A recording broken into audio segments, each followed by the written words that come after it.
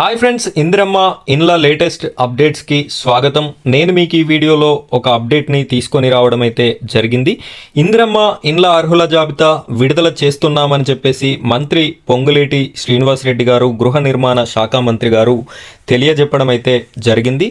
ఇందులో మీ పేరు ఉందా లేదా, ఉంటే ఏ విధంగా మీరు దీన్ని తనిఖీ చేసుకోవాలి అనే పూర్తి ఇన్ఫర్మేషన్తో పాటుగా వీరు ఫస్ట్ విడతలో భాగంగా ఎవరికి ఈ హౌజెస్ని ఇచ్చేటటువంటి అవకాశం ఉంది అనే పూర్తి ఇందిరమ్మ ఇండ్లకి సంబంధించినటువంటి ఇన్ఫర్మేషన్ని మనం ఈ వీడియోలో ఎక్స్ప్లెయిన్ చేయడం జరుగుతుంది. వీడియోని మీరు ఎక్కడా కూడా స్కిప్ చేయకుండా చివరి వరకు చూడండి.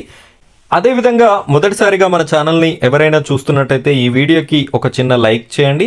అలాగే మన ఛానల్ని సబ్స్క్రైబ్ చేసుకోండి. పక్కనున్నటువంటి బెల్ ఐకాన్ పైన ట్యాప్ చేసి ఆల్ అని సెలెక్ట్ చేసుకోండి. ఇలా చేయడం వల్ల నేను పెట్టే ప్రతి వీడియో కూడా మీ వరకు రావడం జరుగుతుంది. ఇప్పుడైతే మనం వీడియో టాపిక్లోకి వెళ్ళిపోదాం.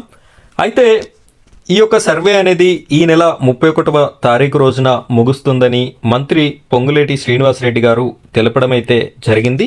ఈ సర్వేలో భాగంగా వచ్చినటువంటి అప్లికేషన్స్ అన్నిటిని కూడా సర్వే చేసిన తర్వాత మళ్ళీ ఒకసారి వెరిఫై చేసి ఇందులో ఎవరైతే పేదవారు ఉన్నారో ఈ యొక్క సర్వేలో భాగంగా ఎవరికైతే ఇండ్లు లేవని నిర్ధారణ జరుగుతుందో, ఎవరైతే ఎలిజిబుల్ అని ఇక్కడ లోకల్లో సర్వే చేసినటువంటి పంచాయతీ సెక్రటరీ గారు, అదేవిధంగా ఇందిరమ్మ గ్రామ కమిటీలు ఒక ఫైనల్ లిస్ట్ అనేది తయారు చేసి ప్రభుత్వానికి పంపించడం అనేది అయితే జరుగుతుంది. అందులో ప్రభుత్వం ఆమోదించిన తర్వాత ఆ యొక్క లిస్ట్ని గ్రామాలలో అయితే గ్రామ పంచాయతీ దగ్గర, మున్సిపాలిటీ అంటే పట్టణాలలో అయితే మున్సిపాలిటీల దగ్గర ఈ యొక్క లిస్ట్ని డిస్ప్లే చేస్తాము అని చెప్పేసి మంత్రి పొంగులేటి శ్రీనివాసరెడ్డి గారు అయితే తెలపడం జరిగింది. ఇందులో మీరు మీ యొక్క పేరు ఉందా లేదా అని తెలుసుకోవడానికి అవకాశం ఉంది. అలాగే ఆ లిస్టు పైన మీకేమైనా అభ్యంతరాలు ఉన్నట్టయితే వీరొక టోల్ ఫ్రీ నెంబర్ని కూడా కేటాయించడం జరుగుతుంది అని చెప్పారు. ఈ టోల్ ఫ్రీ నెంబర్ ద్వారా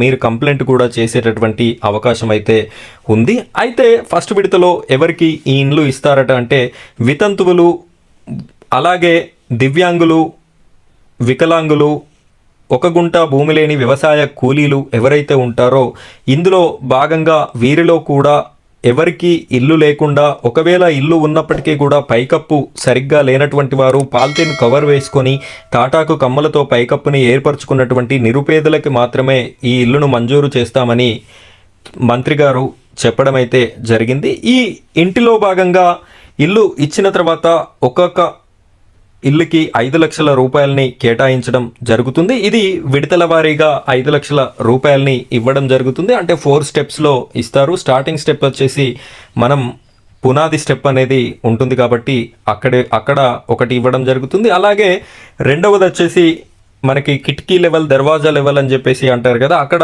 రెండవ స్టెప్లో డబ్బులు అనేది రిలీజ్ చేయడం జరుగుతుంది. అదేవిధంగా స్లాబ్ పడిన తర్వాత 3వ విడత డబ్బులు వస్తాయి. 4వ విడత మొత్తం కంప్లీట్ అయిపోయి పెయింటింగ్ వేసిన తర్వాత పూర్తి అమౌంట్ అనేది రావడం జరుగుతుంది అని మంత్రి గారు చెప్పడం జరిగింది. ఈ విధంగా ఈ ఇందిరమ్మ ఇండ్లని పేదవారు ఎవరైతే ఉన్నారో వారికి ఎలాంటి లోపాయకార ఒప్పందాలు, అదేవిధంగా డబ్బుల ప్రమేయం లేకుండా అత్యంత నిరుపేదలైనటువంటి పేదవారికి మాత్రమే ఈ ఇందిరమ్మ ఇండ్లను అందిస్తాము అని చెప్పేసి చెప్పడం అయితే జరిగింది.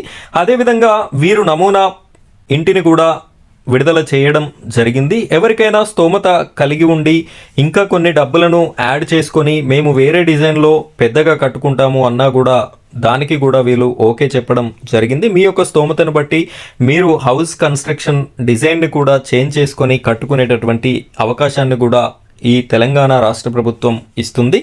సో ఇది ఫ్రెండ్స్ ఇవాల్టి వీడియో. ఇందిరమ్మ ఇండ్లకి సంబంధించి ఎలాంటి లేటెస్ట్ అప్డేట్స్ ఉన్నా నేను మీకు ఎప్పటికప్పుడు అందిస్తూనే ఉంటాను. ఇవన్నీ విషయాలు మీ వరకు రీచ్ కావాలి అనుకుంటే మన ఛానల్ని సబ్స్క్రైబ్ చేసుకొని పక్కనున్నటువంటి బెల్ ఐకాన్ని ట్యాప్ చేసి ఆల్ అని సెలెక్ట్ చేసుకోండి. Thank you friends, thank you very much.